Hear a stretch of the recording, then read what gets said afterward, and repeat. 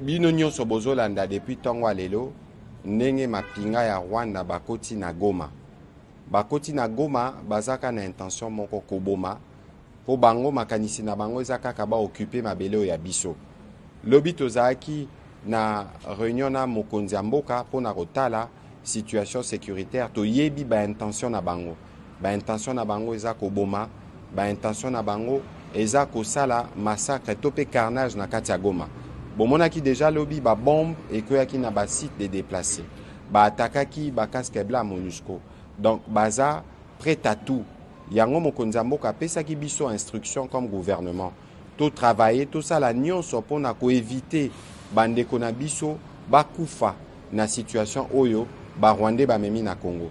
Yango toza ko recommander na bana nyonso oyo baza na Goma bovanda na bandaku bomi batela ya mibale bokende na ba action te oyo ya ba pillage to pe ko sala mobulu wana eza ko sala jeu ya monguna ya misato biso tolobaka mingi bo se fiete na oyo tobengi poison rwandais parce que bazolekisa ba des informations na ba information mabe mingi yango na ba moma ya boye biso nyonso ifo to telema biso nyonso ifo to ya na sima ya mapinga biso nyonso ifo to ya na sima ya mokonzi ya mboka na ndenge wana nde tokosangana biso nyonso pe topesa yano na ba Rwandais to pe na ba o nyonso baza sima na bango ke Congo eza ya kotelema ba compatriotes da biso a Goma bayeba ke baza bango moko te na moment oyo bazo connaître ba situation ya mabe oyo euti na Rwanda. Donc biso nyonso to telema to bunda pone ekolo